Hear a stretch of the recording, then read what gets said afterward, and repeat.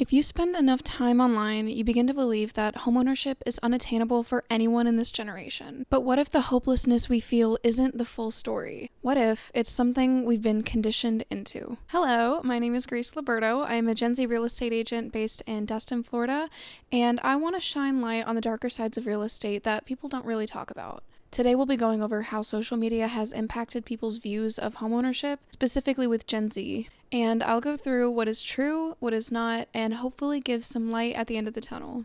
So let's do it. For starters, I am 21 years old. I grew up on social media, so I definitely understand what is being put out there. I understand the panic, the frustration, the doom scrolling. But working in real estate has given me access to information that rarely goes viral, the part of the conversation that the internet forgets to talk about.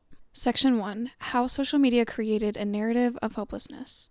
TikTok's format rewards extremes. A quick 15-second video is going to thrive on shock, humor, anger, exaggeration. Not to say that what's being said isn't true, but if you want to get engagement, you have to be dramatic. As a result, though, nuance dies. People don't stop to think about how accurate or true a specific statement is. So when people say homeownership is dead, you tend to believe it, especially if it has hundreds of thousands of likes, and a comment section full of people saying the exact same thing. TikTok's algorithm prioritizes this kind of engagement.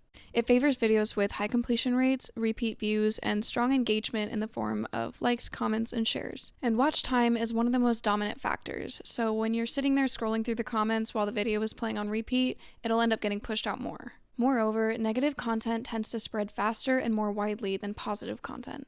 High arousal emotions like outrage, anger, and fear drive more user engagement, which the TikTok algorithm picks up on and pushes the content out more. This leads to things like echo chambers and the rapid spread of divisive, misleading narratives. On platforms like Instagram, things that get pushed out the most are what are seen as aesthetic. This includes perfect, curated homes that create impossible expectations for viewers. Gen Z sees $800,000 model homes, luxury apartments, and luxury decor influencers. This creates a subconscious baseline of what is normal and that there's no other option outside of these. When this is all that you see from other people online, everything else tends to feel disappointing. The biggest talking points around this topic are the housing market collapse, how Gen Z is doomed, and how mortgage rates are at an all-time high. These are incredibly strong narratives and they tend to be more opinion-based. I'll admit, I went down a rabbit hole when I first started in real estate about a housing market collapse, where I literally thought that it was coming within the next month.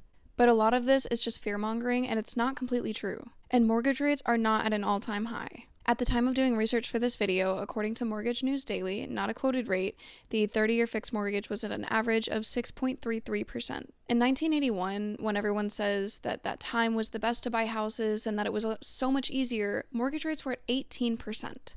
And while rates definitely have been lower than they are today, they're certainly not the highest that they've ever been. And that is something to take into account. With the more that Gen Z consumes media that takes on this grim stance, it'll end up feeling like everything is hopeless and there's no chance for anyone to own property, which leads me into Section 2, the psychological impact on Gen Z. I want to start this part off with the idea of learned helplessness. I'm sure a lot of you already know what that means, but if you don't, there was a study done by Martin Seligman where he looked at 3 groups of dogs. I'm going to read from this directly. Quote, dogs in Group 1 were strapped into a harness for a period of time and were not administered any shocks. Dogs in Group 2 were strapped into the same harnesses but were administered electrical shocks that they could avoid by pressing a panel with their noses. Dogs in Group 3 were placed in the same harnesses and also administered electrical shocks but were given no way to avoid them. Once these 3 groups had completed the first experimental manipulation, all dogs were placed one at a time in the box with 2 chambers.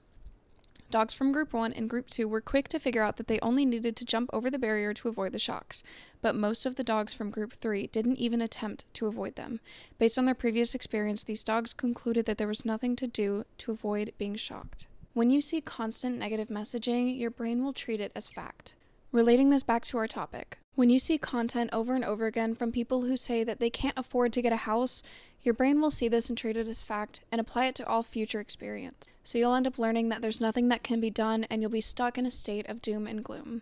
Gen Z has also experienced a lot in this past decade, undoubtedly. We entered adulthood during a pandemic, we watched inflation rise, and we saw millennials before us struggle. All of this getting pumped out into an algorithm where we do nothing but compare ourselves. Social media is a constant machine for comparison. So again, you get these ideas stuck in your head of what the real world is like, but it's all formed from what you see online. In a way, it's aestheticized pessimism. Cynicism feels relatable and therefore shareable. It builds community around this shared frustration. The sense of hopelessness becomes a culture, a personality, an aesthetic. And once something becomes an aesthetic, it spreads faster than the real truth. In the spirit of being fair, it is important to acknowledge what social media has actually gotten right. For one, housing is expensive. The median U.S. home price, according to the National Association of Realtors, as of June 2025, was $435,000. And since COVID, housing prices have increased at twice the rate of wages. So there's definitely a large gap there as well. And yes, the cost of living in high-demand areas like New York City, LA, Miami is definitely brutal. The internet isn't always lying, it just tends to tell the story from the worst possible angles. Section 4, what social media gets wrong or leaves out. TikTok tends to treat the housing market as if it's one giant entity. In reality, some cities are exploding, some cities are stabilizing, and some are actually affordable. When it comes to mortgage rates, TikTok tends to frame this 6 to 7% as completely impossible. But historically, it's not unprecedented. The real factor that matters here is the monthly payment, not just the rate. And this is where talking to your lender comes in really handy. When it comes to your mortgage, you don't always need 20% down. This can just help to avoid certain fees. But there are so many programs out there that allow first-time homebuyers, especially Gen Z, to be able to only put down 3 to 5%.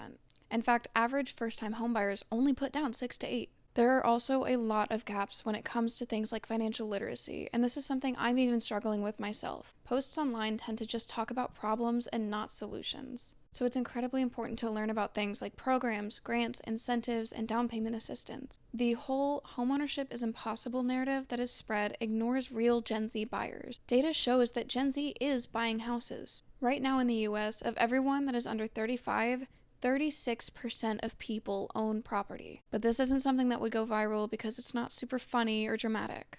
The truth isn't that Gen Z can't buy houses. The truth is that the algorithm profits when we believe that we can't. It is incredibly important to acknowledge reality. It is harder than past generations. But to say that it is impossible is not accurate. As a final message, understand that social media has taught Gen Z to feel powerless. The more that we understand the systems shaping our beliefs, like aesthetics, algorithms, and pessimistic narratives, the more we can reclaim our decision-making. Homeownership isn't guaranteed, and it's not easy, but it is not impossible. And we deserve a narrative that reflects reality, not just virality. If you guys enjoyed this video, please definitely let me know in the comments and let me know what other topics you'd like me to discuss. I hope you guys all have a wonderful day and remember to stay informed. Bye.